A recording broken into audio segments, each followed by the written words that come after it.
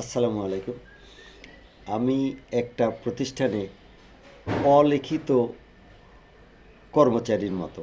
মানে এখানে আমি বেতনভুক্ত না, তারপরও আমি এখান থেকে কিছু পারিশ্রমিক পাই।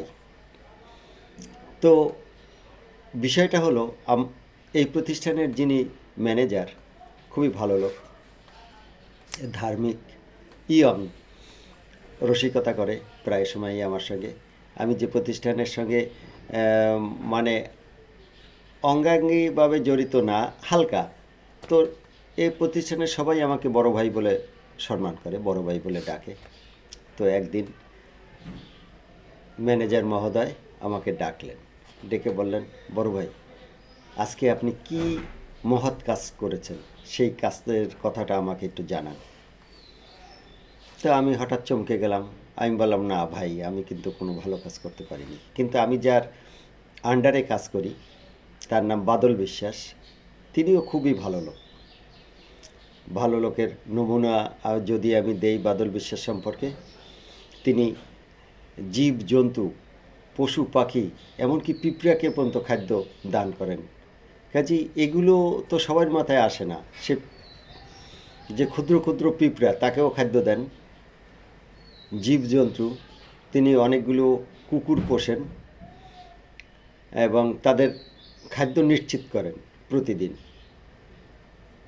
আমি এগুলো বলার কারণ আছে। যাই হোক, তখন বাদল বিশ্বাসকে জিজ্ঞাসা করলেন, বাদল ভাই, আপনি কি মহৎ কাজ করছেন? বাদল ভাই বলল যে আমি একজন অনাহারীকে খাদ্য দিয়েছি। ম্যানেজার বললেন, বড় ভাই, আপনি তো এরকম কোনো কাজ করতে পারেননি। আমি বললাম, না ভাই, আমি আজকে কাউকে কোনো উপকার করতে পারিনি। যাই হোক, তবে এটা শুধু আমার ম্যানেজারের কথা না। এই প্রশ্নটা কেউ আপনাকে করুক আর না করুক, কিন্তু আপনার মন থেকে আপনি যদি প্রশ্ন করতে পারেন যে আজকে আমি কি ভালো কাজ করছি, আপনার ভালো উদ্যোগটা কী, এটা আপনি নিজেকে নিজে প্রশ্ন করবেন এবং প্রতিদিন অন্তত একটি মহৎ কাজ করবেন। আমি ওই দিন লজ্জিত ছিলাম, আমি বলতে পারিনি যে আমি কোনো একটা ভালো কাজ করেছি। কাজে নিজের কাছে নিজে প্রশ্ন রাখবেন যে আপনি আজকে কি ভালো কাজ করেছেন। সবাই ভালো থাকবেন, সাধ্যমতো নিরন্নকে সাহায্য করবেন যদি সম্ভব হয়। অসংখ্য অসংখ্য ধন্যবাদ সবাইকে। মানে নিজের কাছে নিজে প্রশ্ন করবেন যে আমি আজকে কি ভালো কাজটা করেছি।